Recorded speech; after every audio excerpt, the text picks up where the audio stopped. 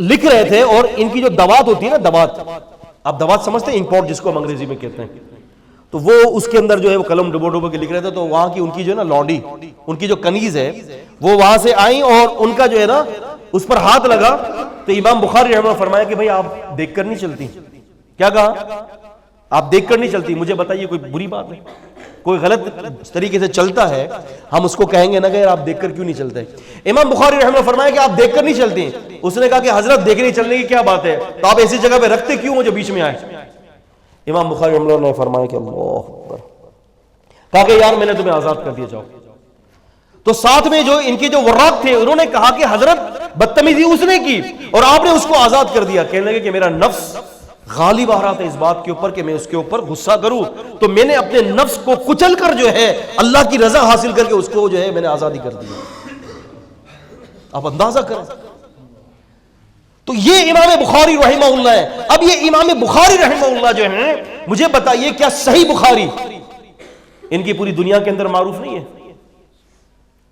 کون سا ایسا مدرسہ ہے، کون سا ایسا جامع ہے کہ جہاں اگر کوئی عالم فارغ ہوتا ہے، فاضل ہوتا ہے، اگرچہ وہ امام بخاری کے مذہب پر نہیں ہو، لیکن تب بھی اس کے باوجود بھی عالم وہ اسی وقت بنے گا کہ جب تک امام بخاری کی صحیح بخاری نہ پڑھ لے. یہ شرف ہے.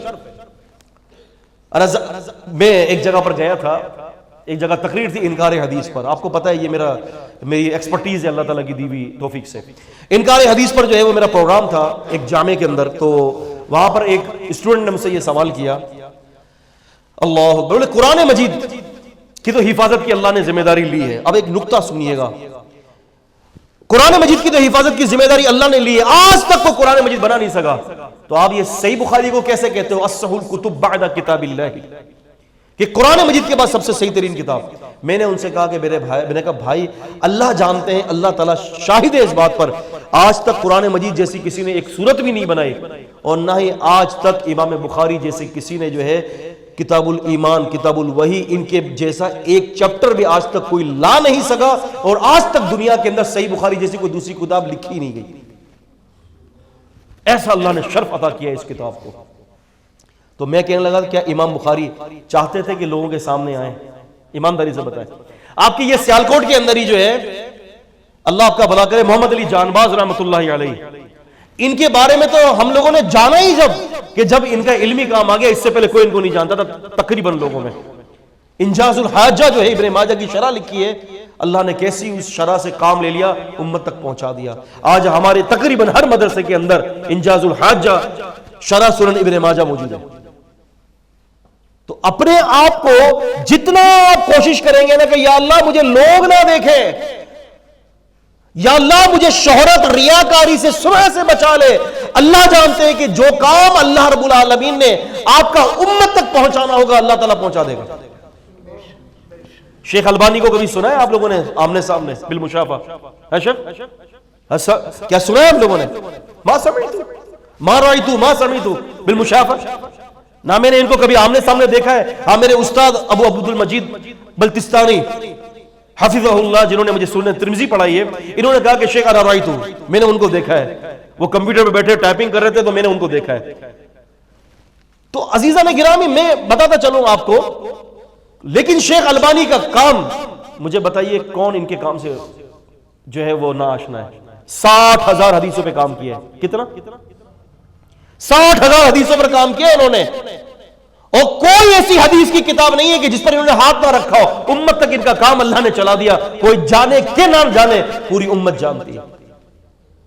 آج آپ دیکھیں تصریحات، وقال البانی رحمہ اللہ ھذا حدیث صحیح، ان کی تصحیح، ان کی تضعیف آج ہماری کتابوں کے اندر موجود ہے. تو بھائی یاد رکھیں کہ چھوٹے فائدے کو چھوڑا جا سکتا ہے بڑے فائدے کے لیے. آپ میری بات سمجھ رہے ہیں نا؟ اپنے آپ کو جو ہے اخلاص کے سانچے میں ڈال دیں، اور ایک جملہ یاد رکھیں، ہمیشہ کام آئے گا. آپ کے اگر کسی، آپ کے اور میرے اگر کسی کام کرنے میں، اگر میرے ذات کو، میرے ادارے کو، میری تنظیم کو، میرے معاملات کو اگر فائدہ ہو رہا ہے، اور اگر اس کو کام کرنے میں میرے اللہ کے دین کو نقصان ہو رہا ہے، اللہ کی قسم وہ کام قطعاً کبھی نہ کیجیے. اور اگر اس کو کرنے سے میرے اللہ کو فائدہ ہو رہا ہے، میرے اللہ کے دین کو فائدہ ہو رہا ہے، مجھے نقصان ہو رہا ہے، آپ سمجھ لیں کہ میرے ادارے کو نقصان ہو رہا ہے، میرے رب کو فائدہ ہو رہا ہے اس کے دین کو، وہ کام کر دیجئے۔ جب یہ کیفیتیں پیدا ہوں گی نا، اللہ کی رضا، اخلاص، خلوص دل، اپنے آپ کو بچائے نا بھائی۔ عاملۃ ناصبہ تصلی نارا حامیہ تسقی من عین آنیہ، عمل کرنے والے، بوجھ اٹھانے والے دہکتی ہوئی آگ میں ڈالے جائیں گے، تصلی نارا حامیہ، دہکتی ہوئی آگ میں ڈالے جائیں گے، عمل کر رہے ہیں، نیکیاں کر رہے ہیں، لیکن اللہ تعالیٰ ان کی نیکیوں کو قبول نہیں کر رہا، اس لیے کہ دل کے اندر بڑا کھٹکا ہے۔ امام سفیان الثوری رحمہ اللہ نے فرمایا تھا نا، امام سفیان رحمہ اللہ نے فرمایا تھا، ہمارے شیخ نے اپنی کتاب الفوائد میں ذکر کیا ہے اس کو، کہتے ہیں کہ جی امام سفیان رحمہ اللہ نے فرمایا کہ میں نے پوری زندگی اگر کسی چیز پر محنت کی ہے نا اپنے اندر، تو وہ اخلاص نیت ہے۔ وہ کیا ہے؟ اخلاص نیت ہے، اخلاص قلب۔ اور جنت کی ضمانت بھی تو بھائی اخلاص نیت کے ساتھ وابستہ ہے جی، جنت کی ضمانت بھی تو اخلاص نیت اور اللہ کے سامنے ڈرنے، کھڑے ہونے کے ڈرنے کے ساتھ وابستہ ہے نا۔ وَأَمَّا مَنْ خَافَ مَقَامَ رَبِّهِ وَنَهَى النَّفْسَ عَنِ الْهَوَىٰ فَإِنَّ الْجَنَّةَ هِيَ الْمَأْوَىٰ، جو اللہ کے سامنے کھڑے ہونے سے ڈر گیا، اپنی نفسانی خواہشات کو باز رکھا، اے نبی صلی اللہ علیہ وسلم اس کو جنت کی خوشخبری دے دے، جنت کی خوشخبری دے دے اس کو۔ تو عزیز دوستوں، بات یہ ہے کہ میرے عمل تو میں کر لیتا ہوں، اس کو بچاؤں کیسے، اس کو کیسے بچاؤں، اس کی حفاظت کیسے کروں میں۔ اور میں آپ کو سچی بات بتاتا ہوں میرے بھائیوں، اللہ تعالیٰ جس بندے سے بڑا پیار کرتے ہیں نا، بڑی محبت کرتے ہیں، اللہ تبارک و تعالیٰ اس بندے کو کوشش، اللہ تعالیٰ یہ چاہتا ہے کہ وہ بندہ خالص میرے لیے ہو جائے، خالص میرے لیے ہو جائے۔ تو یہ دعوت فکر تھی، 2 بجے کا ٹائم تھا، 2 بج گئے ہیں۔ یہ دعوت و فکر آپ کو اور میرے لیے اس بات کی ہے کہ دیکھیں، دنیا کا عارضی فائدے کی بنا پر اپنی نیتوں کو نہ بیچیں، خالص اللہ کے لیے ہو جائے، خالص اللہ کے لیے، خالص اللہ کے لیے۔ اپنے کوئی بھی الفاظ نکالیں، 100 دفعہ سوچیں کہ اس الفاظ سے دین کو نقصان تو نہیں پہنچ رہا، اگر نقصان پہنچ رہا ہے تو چھوڑ دیں اس کو، اور فائدہ حاصل ہو رہا ہے اللہ کے دین کو کر دیں۔ آپ کو ضرورت نہیں پڑے گی میرے دوستوں یہ ویڈیو بنانے کی، یہ کرنے کی، اشتہارات لگانے کی، مجھے ضرورت ہی نہیں پڑے گی۔ اللہ اکبر، اگر ایک دفعہ اللہ نے یہ کہہ دیا نا کہ میں تجھ سے راضی ہو گیا ہوں، بس اللہ راضی ہو جائے، ہے بھائی، اللہ کیا ہو جائے؟ اللہ راضی ہو جائے۔ پتہ نہیں کب موت آ جائے۔ آج میرے دل کے اندر خرابی ہو گئی، دیکھیں نا میری ویڈیو بن رہی ہے، میرے دل میں آ سکتا ہے یہ کہ لوگ دیکھیں یار مجھے ذرا سے، او بھائی میں نے یہ کام کیا، برباد ہو گیا، یہ کام تو میرا برباد ہو گیا میرے بھائی، میرے دل کے اندر، میرے دل میں خرابی پیدا ہو گئی ہے، میرا کام تو برباد ہو گیا بھائی، اتنی میری محنت برباد ہو گئی، اللہ میں کہاں لے کر جاؤں میرے دوستوں، اس دل کو کہاں لے کر جاؤں۔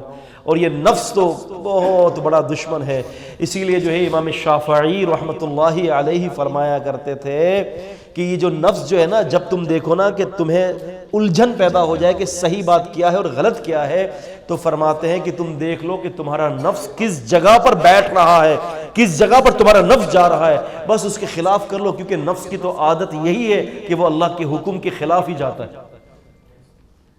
نفس بڑا دشمن ہے بھائیوں، شیطان تو بڑا چھوٹا سا دشمن ہے،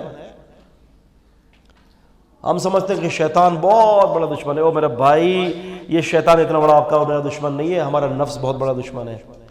امپلیمنٹ پر مجبور تو نفس کرتا ہے نا، اور شیطان کو جو بہکانے والی چیز تھی وہ کیا تھا؟ شیطان سے پہلے تو کوئی شیطان تھا ہی نہیں، اس کا نفس تھا۔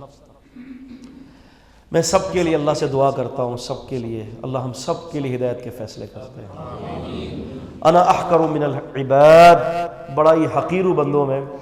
اور یہ بھی ایک تصریح کر دوں کہ ہمارے اکثر تعارفی کلمات کہتے ہوئے یہ بات کہتے ہیں کہ فلاں شخص کو قرآن و سنت پر عبور ہے، کسی بندے کو آج تک قرآن و سنت پر عبور نہیں ہوا، کیونکہ عبور جو ہے وہ کسی کو ہو ہی نہیں سکتا، کیونکہ یہ وحی ہے اور وہی اللہ کا علم ہے۔ رسول اللہ صلی اللہ علیہ وسلم فرماتے ہیں کہ موسیٰ علیہ السلام اور خضر علیہ السلام، یہ خضر نہیں ہے، یہ خضر ہے، خضر علیہ السلام دونوں جو ہے نبی، بڑے برگیزہ، بڑے لوگ تھے نا، وہ تو بڑے اونچے لوگ تھے، ہے نا، بڑے اونچے لوگ تھے یہ دونوں گئے ایک دریا کے اندر جو ہے، وہ ایک چڑیا آئی، اس نے پانی پیا، تو خضر علیہ السلام نے پوچھا موسیٰ یہ بتائیے کتنا پانی پیا؟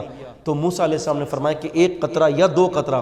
تو خضر علیہ السلام نے فرمایا کہ موسیٰ یہ 1 قطرہ اور 2 قطرہ آپ کا اور میرا علم ہے، اور یہ پورا سمندر، یہ پورا دریا اللہ کا علم ہے۔